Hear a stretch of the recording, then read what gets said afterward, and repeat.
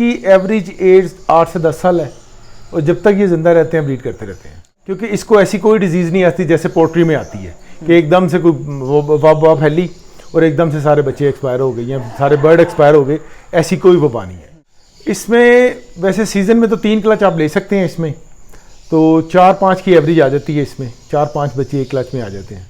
आपने इनका सिर्फ डाइट का ख्याल रखना है, आपने इनकी हेल्थ का ख्याल रखना है, वेल्थ ये खुद ही आपको देंगे। घर में ऐसी जगह पे सेटिंग करें जहाँ पे वेंटिलेशन हो प्रॉपर, और उसके बाद ना इनको थोड़ा सा ना प्राइवेसी चाहिए होती है। लव बर्ड को जितना ये प्राइवेसी में रखेंगे आप उतना ही अच्छा ब्रीड करेंगे। नया बंदा ले रहा है तो कम से कम उसको 4 पेड़ तो लगाने चाहिए, और वो म्यूटेशन मैं तो उसको कहूँगा कि ब्लैक आइज लगाए, अल्बिनो ब्लैक आइज लगाए या स्प्लिट के पेड़ लगाए।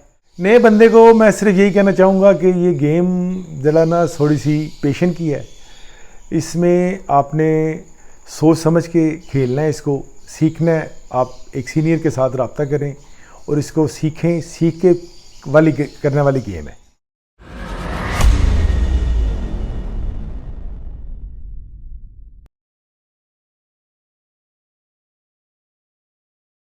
अस्सलामुअलैकुम, दिस इज़ मोहम्मद अरफान एग्रीकल्चरस। आज हम आए लाहौर में आपको विजिट करवाने के लिए लतीफ़ भाई का लव बर्ड का सेटअप। लतीफ़ भाई के पास माशाल्लाह से 53 पेयर लगे हुए लव बर्ड डिफरेंट म्यूटेशन में, और ये माशाल्लाह से PLF के वाइस चेयरमैन है, और इनका माशाल्लाह से 3 साल का एक्सपीरियंस हो चुका है। 3 साल से लव बर्ड का ब्रीड करवा रहे हैं। आए लतीफ़ भाई से बात करते हैं, जानते हैं इनकी जर्नी के बारे में।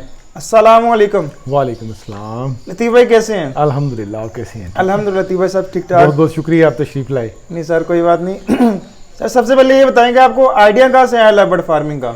असल में ना इरफान भाई मैं जॉब करता हूँ, तो जॉब के साथ ना किचन का कुछ सर्कल चलना चाहिए, ये एक माइंड में था। तो उसमें मैंने मुख्तलिफ छोटे छोटे 2-3 बिजनेस किए, वो एज ए स्लीपिंग पार्टनर, वो मुझे लॉसेज हुए। तो उसके बाद एकदम से एक भाई ने मुझे, हफीज़ भाई हैं मेरे बड़े छोटे भाई हैं, उन्होंने मुझे बताया कि यार ये लव बर्ड की तरफ आएँ, ये असल में एसेट आपके पास ही रहते हैं। तो ये मुझे अच्छा लगा, फिर मैंने थोड़े से पेड़ रखे, उसके बाद आहिस्ता आहिस्ता करते करते मैंने। तो लतीफ़ भाई अपना स्टार्टअप कितनी इन्वेस्टमेंट से लिया, तो कितने एरिया से लिया था? वो जो है ना, मैंने शुरू में 8 पेड़ लगाए थे टोटल, और बहुत थोड़ी इन्वेस्टमेंट थी मेरी, कोई 1.5-2 लाख रुपए मैंने इन्वेस्ट किया और 8 पेड़ लगाए थे। तो इस टाइम आपके पास कौन कौन सी म्यूटेशन अवेलेबल है? इस वक्त तो मेरे पास अल्बिनो ब्लैक आइज से लेके और पेल फेलो, स्प्लिट पेल फेलो और स्प्लिट जो है ना SL पेल ग्लूट के पेड़ लगे हुए हैं। तो लतीफ़ भाई मेन किस म्यूटेशन पे काम कर रहे हैं? इस मरतबा मैं डिल्यूट पे काम कर रहा हूँ, पेल फेलो और SL पेल पे। लतीफ़ भाई अगर इम्यूनिटी की बात की जाए, लव बर्ड की इम्यूनिटी कैसी है? इम्यूनिटी बड़ी अच्छी है इसकी, ऐसी कोई डिजीज़ नहीं आती इसमें जल्दी। एक वायरस आता है, आइज़ वायरस आता है, वो भी आपकी गफलत की वजह से, अगर आपने उसमें सफाई का इंतज़ाम सही किया हुआ है तो वो भी कोई ऐसा मसला नहीं है। तो भाई लव बर्ड की एवरेज एज कितनी है और कब तक ब्रीड करते रहते हैं? इसकी एवरेज एज 8 से 10 साल है और जब तक ये ज़िंदा रहते हैं ब्रीड करते रहते हैं। लतीफ़ भाई अर्निंग की बात करूँ तो एक पेड़ से कितनी अर्निंग कर सकते हैं? ये मुख्तलिफ म्यूटेशन में मुख्तलिफ है। अगर आपने फिशर के पेड़ लगाया तो फिर अर्निंग उस हिसाब से होगी, और अगर आपने डैनफेलो का पेड़ लगाया तो फिर अर्निंग उस हिसाब से होगी। और लतीफ़ भाई जब स्टार्टअप लेते हैं तो हर बिजनेस में डिफिकल्टीज का सामना करना पड़ता है, आपको स्टार्टिंग में कौन सी डिफिकल्टीज का सामना करना? अल्हम्दुलिल्लाह मुझे कोई डिफिकल्टी नहीं आई, क्योंकि मैं साथ साथ सीखता रहा और साथ साथ ग्रोइंग करता रहा माशाल्लाह। तो लतीफ़ भाई आजकल न्यू वेंचर को सेल करने में बड़ा मसला आ रहा है, क्या लव बर्ड इजीली सेल हो जाते हैं? लव बर्ड इजीली सेल हो जाता है, रेट का मसला होता है, रेट ऊपर नीचे करके सेल कर दें आप, कोई ऐसा प्रॉब्लम नहीं है। लतीफ़ भाई ब्रीडिंग एज क्या है लव बर्ड की? ब्रीडिंग एज 8 महीने में शुरू हो जाता है, लेकिन 12 महीने 16 महीने का बर्ड लगाएं तो अच्छी बात है। लतीफ़ भाई जो लव बर्ड है एक साल में कितने क्लच करता है और एक क्लच में कितने बच्चे देता है? इसमें वैसे सीज़न में तो 3 क्लच आप ले सकते हैं, इसमें तो 4-5 की एवरेज आ जाती है, इसमें 4-5 बच्चे एक क्लच में आ जाते हैं। और इसका बच्चा कितनी देर में सेल्फ होता है? इसका बच्चा 45 डेज में सेल्फ हो जाता है, लेकिन कोई 5-7 दिन देने चाहिए उसको। लतीफ़ भाई मेन साइन कौन से होता है जिससे पता लग जाएगा बच्चा अब सेल्फ हो चुका है? सबसे पहले तो जब आप बच्चा 40 दिन का बच्चा होता है तो वो केज से बाहर आ जाता है, जैसे ही आप बर्ड रूम में जाते हैं तो वो छुप जाता है, ठीक हो गया। उसके बाद जब आप देख लें कि बच्चा जो है ना पेरेंट्स के अलावा खुद से दाना पानी खा रहा है तो फिर उससे सेल्फ हो गया। और आपने वैसे भी डेट्स अपने लिखे होते हैं, तो उस हिसाब से ना मैं तो 60 डेज पे रखता हूँ कि कोई शक वाली बात ना रहे। असल में पहले बच्चे में और आखिरी लास्ट वाले बच्चे में तो कोई 10 दिन का गैप होता है। जी लतीफ़ भाई हमने तो सेटअप लगाया हुआ है माशाल्लाह, तो जो बंदों ने 2-4 पेयर रखे हुए हैं वो किस जगह पे घर में कौन सी सेटिंग लगाएं, किस जगह पे उनके केज रखने चाहिए? घर में ऐसी जगह पे सेटिंग करें जहाँ पे वेंटिलेशन हो प्रॉपर, और उसके बाद ना इनको थोड़ा सा ना प्राइवेसी चाहिए होती है लव बर्ड को। जितना ये प्राइवेसी में रखेंगे आप उतना ही अच्छा ब्रीड करेंगे। और लतीफ़ भाई जो क्लोजिंग डालते हैं बच्चों को कितनी एज में डालते हैं? 10 से 12 दिन के बच्चों को क्लोजिंग डाल देते हैं। और लतीफ़ भाई हर बिजनेस के 2 पॉइंट होते हैं, प्लस पॉइंट भी होते हैं, नेगेटिव पॉइंट भी होते हैं। आपके मुताबिक लव बर्ड फार्मिंग के डिसएडवांटेज क्या हो सकते हैं? नहीं, अभी तक तो ऐसा कुछ सुनने में नहीं आया, क्योंकि इसको ऐसी कोई डिजीज़ नहीं आती जैसे पोल्ट्री में आती है कि एकदम से कोई वबा फैली और एकदम से सारे बच्चे एक्सपायर हो गए या सारे बर्ड एक्सपायर हो गए। ऐसी कोई वबा नहीं है। तो भाई जो बर्ड्स के रेट कैसे सेट होते हैं? जैसा कि एक बर्ड का रेट एकदम से बहुत ऊपर होता है और एकदम से नीचे आ जाता है, बर्ड्स रेट कैसे सेट होते हैं इनके?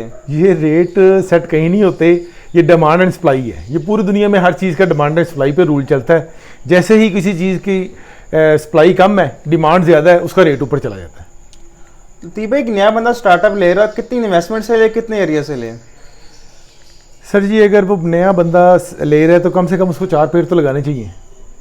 और वो म्यूटेशन मैं तो उसको कहूँगा कि ब्लैक आइज लगाए, अल्बिनो ब्लैक आइज लगाए या स्प्लिट के पेड़ लगाए, अब फिशे से थोड़ा सा ऊपर आए।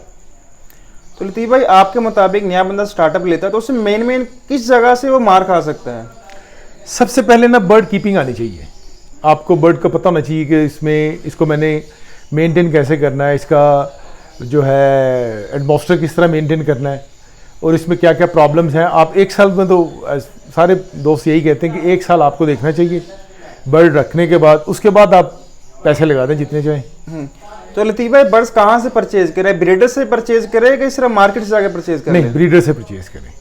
और लतीफ़ भाई एक बंदा अपने शेड के लिए बर्ड्स लेने जा रहे हैं तो कौन कौन से मेन साइन देखे कि इसमें ये मेन पॉइंट होने चाहिए?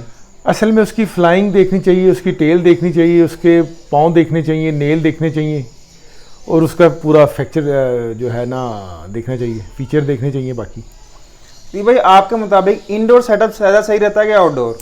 दोनों ठीक रहते हैं। असल में तो ये जगह की बात है, जिसके पास इंडोर की जगह है वो इंडोर में लगा सकता है, वहाँ भी ठीक रहता है। अगर आपने प्रॉपर वेंटिलेशन दी हुई है और टेम्परेचर को कंट्रोल किया हुआ तो इंडोर बेहतरीन है। और अगर अब आपके पास जगह नहीं है तो लोग छत पे लगा लेते हैं, ऐसा कोई प्रॉब्लम नहीं है उसमें। तो भाई एक नया बंदा उसके पास कुछ नॉलेज नहीं है, पर नॉलेज कहाँ से गेन करे? अब तो माशाल्लाह नॉलेज गेन करने के गूगल है और यूट्यूब चैनल हैं, तो वो बेशुमार वीडियोस बनी हुई हैं जो सीनियर वीडियो ने बनाई हैं।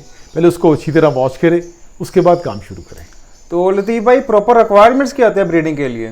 ब्रीडिंग के लिए रिक्वायरमेंट जो है ना, उसमें लिए एक तो मेल फीमेल कन्फर्म होना चाहिए और उनकी एज पूरी होनी चाहिए और उसके बाद वो बॉन्डेड होने चाहिए। ये 3 चीज़ें, 3 पॉइंट आपने देखने हैं, उसके बाद आप देखें। लोग करते क्या हैं कि जी वो 2 फीमेलें छोड़ दी कि जी वो ब्रीड नहीं कर रहे, बाद में पता चला डीएनए नहीं करवाए थे यार, वो तो दोनों फीमेल्स थी या उनकी एज छोटी थी। ठीक है, क्योंकि एक एज पे आके ना बर्ड का नहीं आप कर सकते, जज नहीं कर सकते कि ये साल का है या 1.5 साल का है। जब उसकी चोंच जो है ना वो कलर पकड़ जाती है ना, फिर उसके बाद नहीं पता चलता। जी लतीफ़ भाई एक बहुत कॉमन सवाल आता है कि हमने पूरी रिक्वायरमेंट्स पूरी की हुई हैं बर्ड्स की ब्रीडिंग के लिए, लेकिन उसके बावजूद हमारा बर्ड ब्रीड नहीं कर रहा। वो उसके लिए पैशन की ज़रूरत है कि आप थोड़ा पेशेंट रखें इसमें। जब तक पेशेंट नहीं होगा तब तक ये काम नहीं चलेगा। तो लतीफ़ भाई इनका ब्रीडिंग सीजन कब स्टार्ट होता है और कब बढ़ने होता है? ये ब्रीडिंग सीजन स्टार्ट हो जाता है सितंबर अक्टूबर में स्टार्ट हो जाता है, तो मार्च तक ये रहता है। और प्रिपरेशन क्या करनी चाहिए ब्रीडिंग सीजन के लिए?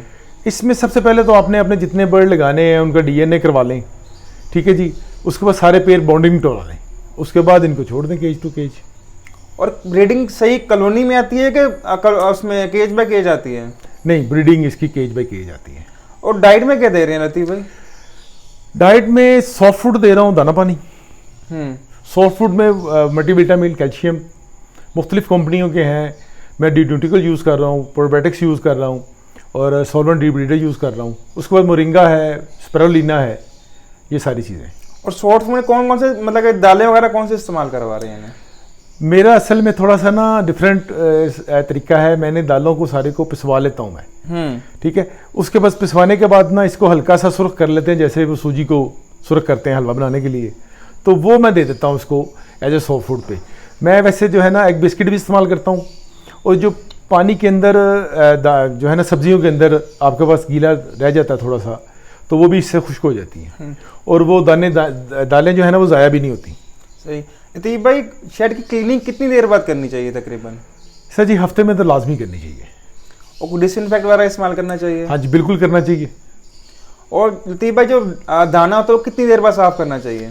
दाना तो डेली देना चाहिए, दाना और पानी ये दोनों चीज़ें ना डेली की डेली आपको चेंज करनी चाहिए। और सफाई वगैरह कितनी देर बाद करनी चाहिए दाने हफ्ते दाने की तो सफाई देखें ना मुख्तलिफ लोगों का मुख्तलिफ है। मैं तो जब दाना निकालता हूँ उसके बाद वो दाना साफ़ कर लेता हूँ उसी दिन, और उसी दिन उसको साफ़ करके दोबारा उस जो दाना फ्रेश होता है ना उसमें डाल देता हूँ, वो सारा मिक्स करके साथ साथ डाल देता हूँ। मैं बोरियां नहीं भरता। ठीक ठीक। लतीफ़ भाई इन्वायरमेंट कैसे चाहिए होती है लव बर्ड को? इन्वायरमेंट इसको मैंने जैसे पहले अर्ज़ किया है ना कि इनको जो है ना सेपरेट जगह पे हों जहाँ पे कोई तंग करने वाला ना हो और वेंटिलेशन प्रॉपर हो। लतीफ़ भाई डेड इन शेल का क्या इशू आता है? डेड इन शेल अगर आपने कंट्रोल शेड में प्रॉपर टेम्परेचर को कंट्रोल नहीं किया उस वजह से भी ज़्यादा आता है और गंदगी की वजह से ज़्यादा आता है। तो आपने केज को सफाई नहीं की, डिसइंफेक्ट नहीं किया, तो उस वजह से भी डेड इन शेल हो जाता है। लतीफ़ भाई डीएनए करवाना बहुत लाजमी है, लेकिन अगर कोई बंदा डीएनए का बगैर चेक करना चाह रहा है बट कौन कौन से साइन चेक करे वो? सबसे पहले तो इरफान भाई डीएनए ही ज़रूरी है। वैसे जोड़ों से भी पता चल जाता है इनके। और इसके अलावा कौन कौन से मेन साइन होता है जोड़ों के अलावा? जोड़ों के अलावा जो है ना जब स्टिक पे बैठेगी फीमेल तो वो थोड़े से पाँव खुले रखेगी, मेल बैठेगा तो वो थोड़े से पाँव जोड़ के रखेगा, और इसकी टेल से भी लोग अंदाज़ा लगा लेते हैं। जो फीमेल की टेल है वो थोड़ी सी गोल होगी और जो मेल होगा उसकी टेल थोड़ी सी नुकीली होगी। सही। लतीफ़ भाई मेन में बीमारियाँ कौन सी आती हैं लव बर्ड में? लव बर्ड में वैसे ऐसी कोई बीमारी नहीं आती। जो बर्ड ज़्यादा इम्पोर्टेड बर्ड आते हैं उसमें कोई थोड़ी सी वो कैरियर होते हैं, कुछ प्रॉब्लम्स आती हैं, और वह आई इन्फेक्शन ज़्यादा आता है राइडाइज के अंदर। और आई इन्फेक्शन का सोल्यूशन क्या हो सकता है लतीफ़ भाई? अगर आप सफाई प्रॉपर रखेंगे केज की तो आई इन्फेक्शन भी नहीं आएगा।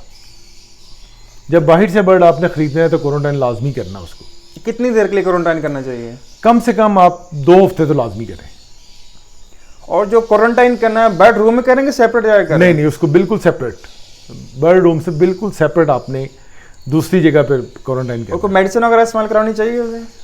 फिर उसके लिए जो है ना क्वारंटाइन में तो हम जैसे स्पार्क, जब बर्ड हम लेके आते हैं कहीं से सबसे पहले तो हम उसको स्पार्क देते हैं, ठीक है, तो उसके अलावा तो कोई नहीं है ऐसी मेडिसिन।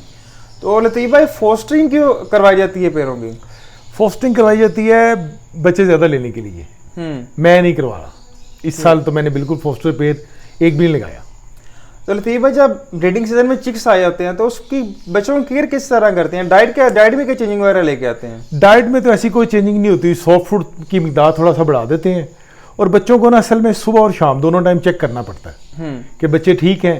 असल में कुछ बच्चे छोटे होते हैं वो बच्चों के नीचे आके एक्सपायर हो जाते हैं, आपको पता भी नहीं चलता, तो वो जो है ना बैक्टीरिया के सबब बनते हैं, उससे अंडे भी डेड इन शेल हो जाते हैं जो नेक्स्ट क्लास आता है, और उससे दूसरे बच्चों को भी प्रॉब्लम आ जाती है। इस चीज़ का ध्यान रखना चाहिए कि जो बच्चा एक्सपायर हो गया, अगर आपने डेली देख रहे हैं सुबह शाम देख रहे हैं तो आपको पता चल जाएगा इस केज में कितने बच्चे हैं, ठीक है। और उसके बाद आपने जब नोट किया है कि जी एक बच्चा, सुबह तो मैंने देखे थे 4 थे अब 3 हैं, तो वो चौथा बच्चा आप ढूंढ के निकालें और नेस्टिंग आप चेंज करें। ठीक, नेस्टिंग हर क्लच के बाद चेंज करनी चाहिए?